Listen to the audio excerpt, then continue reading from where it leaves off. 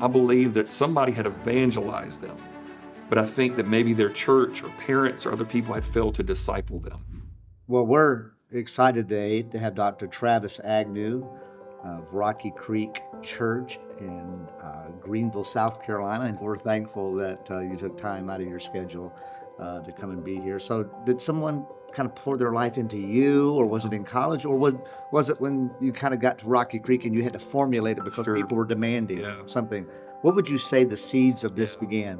Probably the biggest catalyst was Robert Coleman's book, Master Plan of yeah, Evangelism. yeah. Okay, before I went on my first international mission trip, somebody gave me that, and I thought, "What in the world is this?" Like I'd never seen it brought so simply about discipleship is just walking with Jesus and going along the way. And so that kind of started stuff for me in college. Then I started having guys say, "Can you disciple me?" And I had no idea what to do, but I said, "Sure, I'll try." But I think really when I was working in college ministry out of college, I realized how many people in the Bible Belt where I live in South Carolina, so many college students had grown up in the church, gotten saved around age 7, got baptized, and some well-meaning pastor said, "No matter what happens after this, your eternity is secure." Right. And they took that to heart. And so what they did was they left the baptism waters. Maybe they came to youth group, but then a lot of them started a party in college that didn't stop for another 5 or 10 years sometimes, right? Yeah. And I realized that there were so many people who had this conversion story they would point back to. Well, I was saved at age 7. I prayed this prayer when I was 12. I was baptized when I was 11 or something like that. But you never heard the story of them developing in faith. And so when I was on this college campus, I would meet all these students who would say, "Oh yeah, I'm a Christian. I've been a Christian for 10 years. And I'm looking around their life and I'm going, "Man, I just don't see the proof." And what had happened was, I believe that somebody had evangelized them, but I think that maybe their church or parents or other people had failed to disciple them. And so in South Carolina, and it is this way in other places, but I really think in our context is very much so, that people see when someone is converted as it's like the finish line. Like it's a collective sigh of relief. This person's saved, they're going to go to heaven. We don't have to worry about this one anymore. On to the next family member we're concerned about. But if we look at the Great Commission, which says to go and make disciples, not just converts, we realize that discipleship or conversion is not the end line, it's really the starting line of what this is, right? And so you're getting them to this place. And so my heart really started beating for these college students who they had this conversion experience they could point to, but they had no ongoing walk that they were experiencing right there in the moment. And so I think it just started propelling me to start looking around the people instead of the masses, like Robert Coleman would say, right? It's look at these 12 and let me pour my life into them. Here's a few people. And I have seen that there are folks around the globe that are serving as missionaries in countries I cannot spell. I've never been to, doing things that I don't think I could ever do. And some of them, by God's grace, would say, "Well, Travis, it was those early morning breakfast meetings that you disciple me during those times, and now I can do this." And I often think I failed them or I didn't do it enough. But it just really comes down to I think we have missed the opportunity for discipleship. And part of the reason why, as a church guy, we are, especially in the American mindset, we are built around metrics, right? It's hard to quantify discipleship. Sure. But it's easy to say, well, this many said yes to Jesus. We have this many baptized. As a church, I count those things, we do. But if the Great Commission is not just people who walk across the threshold of faith, making that what we call a profession of faith, we've got to do more than that. And so that's why I always tell people, if there was a true profession of faith, there will be a true progression of faith. You're going to continue to grow. And so for me, I have just seen I think the necessity for us that once someone is converted, to not leave them and move on to the next person, right? Yes, evangelism got to continue, but we left a lot of spiritually immature people. Some are still in the church and some are just wandering out in the world because no one has taken the time to disciple them. Do you think sometimes people distinguish between, this is discipleship and this is evangelism, and maybe the two really work together, and maybe we shouldn't always distinguish them because they're both important, and maybe we sometimes do one to the exclusion of the other? What do you think? Yeah, I think that almost every individual and every church might have a slant towards one or the other. Right. And I think to be a complete disciple, a thorough disciple, a healthy church, you've got to prioritize both. They're not enemies of each other, right? And I would say once someone has been evangelized and they have received the gospel, one of the worst things you can do is tell them, you need to go through our training for the next 3 years before you go share the gospel with anybody. Because the longer they're around church members, the more hesitant they're going to do it. Because most of the church folks are hesitant, scared to death to share the gospel. When someone comes to faith in Christ, they're like, man, who can I tell? Yeah. Who can I bring to church? And, Right. and you just want to fan that flame. So I think sometimes we go, well, they're not trained yet. I'm going, I think they know enough that I used to be blind, but now I can see. You know, I was dead, now I'm alive. Like, I'm just going to brag about Jesus. So I think that we've got to make sure that they're not enemies to each other. So once someone is evangelized, you're basically bridging that gap, saying, okay, hey, this is awesome. This is celebrate. Eternity is secure, but we're going to continue to help you grow and get those foundations there. But we're not going to hold you in a waiting room to start sharing the gospel. We want you to do that now, like just actually, and go for it, because I really do believe you don't want them to picking up the cues from a lot of folks that have been in the church for a long time, unwilling to share the gospel with just one simple person. And so I think you want to continue as you do grow them up. But this is what's also great is that if you're discipling someone and you go, hey, I'm going to be with you while you share the gospel to your neighbor. We think, oh, listen, we're doing evangelism, but you're really doing discipleship with these people here. 100%. And it's so vitally important. And I think, and maybe you can see that maybe we have the problem sometimes of churches that will go to one extreme or the other, that they're all just about evangelism, which is good, or they're just all about discipleship. And really the two have got to go together. Do you think there's probably the danger of being in one ditch or the other? Yeah, I think that typically what we have done is we have almost reduced every type of training to a classroom in a church building or through a sermon, which are wonderful mediums. Yeah. But you and I both know, like you just said, discipleship is often more caught than taught. And so I have been, the irony of all ironies, one time I was in a classroom setting teaching people how to disciple. I'm going, wait a minute, this is, let me just actually do this with you. And then you go to the same. So, I was thinking about a guy that I was able to walk through him, coming to know Jesus, baptized, discipling, and he's from Scotland. And one day he was staying at our house and said, I just want to wake up with you, whatever time you wake up in the morning. And I said, well, that's typically, and I told him the time. He's like, oh, okay. And I said, all he wanted to do was, he knew he needed to have daily devotions. Yeah. He just wanted to watch what I did. So we literally did it together one day. That's what he wanted. And so in the same way for evangelism, typically we have taught people in a classroom, do this program, say these things, now you're on your own. And that is not the best way that I learned. Like you said, you were trained in a certain model. I was trained in a certain model.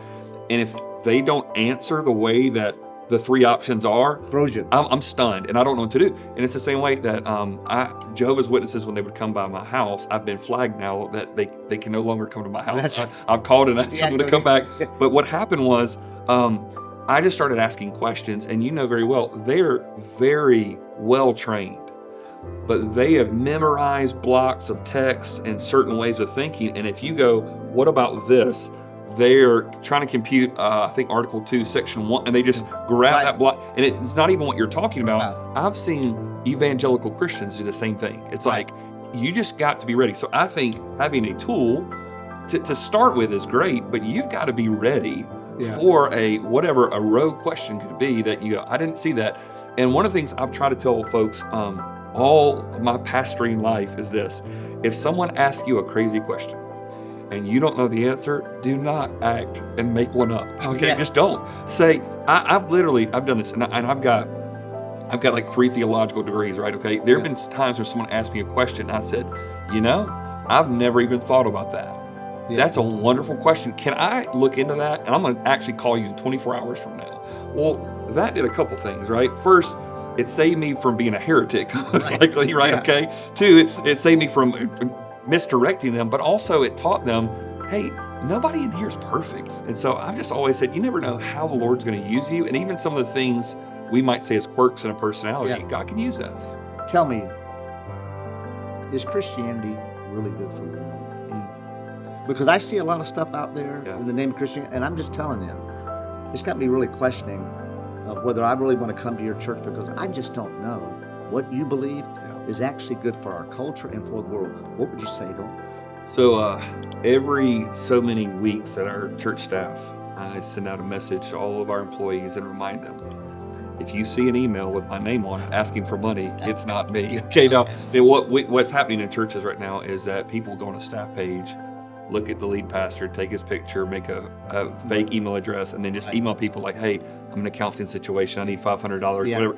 And so they're doing something in my name, but it's obvious that this isn't me. Now, it may sound like me, might even look like me when you come in, right? But you have to be so very careful there. And I think right now what's happening is there are a lot of people that are giving Jesus a bad name in our culture. It sounds close. It's got certain names and essence of who we are as believers. But I believe that there's a lot of distorted versions of Christianity today that are really just someone taking an ideology, whether it may be a popular worldview, it might be a political ideology, and they're just trying to baptize it and make it sound spiritual. And so I think what's happening is now the true church, wherever she goes, the plight of women and children always improve. The needs are always met. Where true Christianity goes, every aspect of where there was slavery, it started to get reduced and people's lives began to improve. And there are other cultures who would say, I used to be of this religion, but when the Christians moved in, they do things differently, right? And so if you look where the true church has been, wherever she goes, it always turns out better for the people.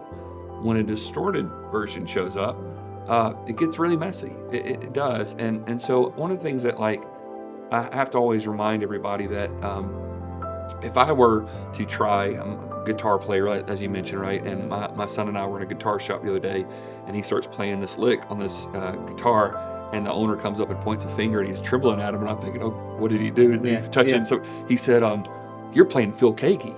And he's like, yes, sir. He says, no one has ever walked into my store and played Phil Keaggy. And he said, and my son, I guess the bargain shopper that he is, he goes, do I get a discount for this? He goes, anyway, but if I try to play a Phil Keaggy piece, one of the greatest guitarists of all time, if not the, if I fumble that, if I do horrible, that's not Phil Keaggy's problem. That's Travis Agnew's problem. Okay. Yeah. But sometimes people get that messed up. Like, oh, that's a Phil Keaggy piece, that's not good. No, it's a great piece. And if he's doing it, it's awesome. But if I try to take up, and if I haven't even been working on it, then I'll actually not only give the piece a bad name, but maybe even Phil Keaggy a bad name. You can look up YouTube covers and go, yeah, you're not covering Phil Keaggy, right?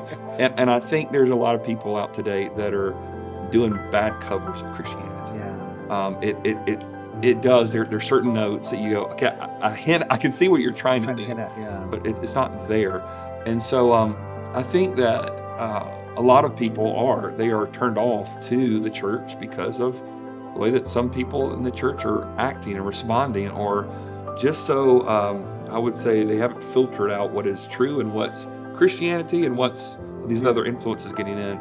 And so I think we have to make sure that wherever we're staying to the unadulterated gospel, the biblical truth, and not only what we believe, but how we behave should represent Jesus everywhere, in a very way that I think would draw people to themselves. But yeah, there's a danger out there today.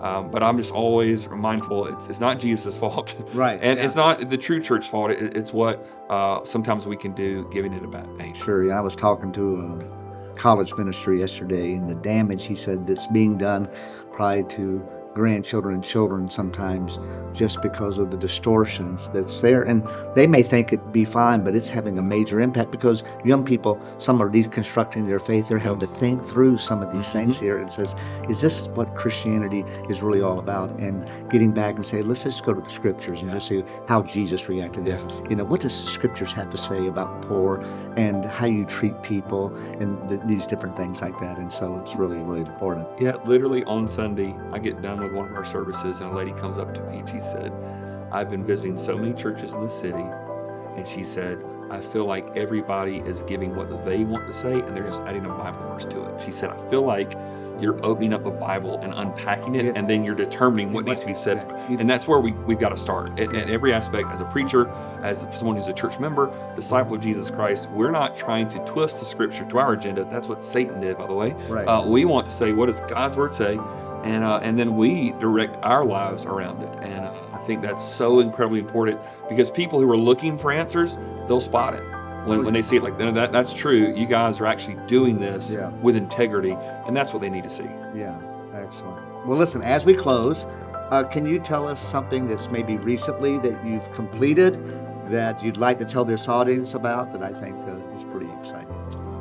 Yeah, so just recently, I got to finish a discipleship book with the Kendrick Brothers. So they made the Big film guys, yeah, right? Yeah, absolutely. What movies did they make? So they've done Fireproof, Courageous, Overcomer. They just did The Forge. Yeah. And years ago, we got connected through a long series of events. But we've just been good friends, and I just love these guys because their heart is for Jesus and for the church and discipleship, and they just make movies to make it happen. And so I just finished up a project with them, and it was a book geared towards teenagers. It's called Count Me In.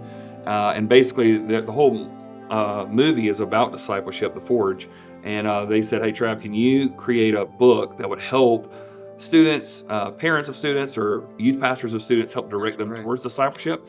And so all I did was, it's 8 chapters. We just walk through the Gospel of Luke and watch Jesus, how he disciples and teach them how to practically do that in every aspect. Well, Travis, thank you so much. Appreciate it, brother. Okay. Yeah.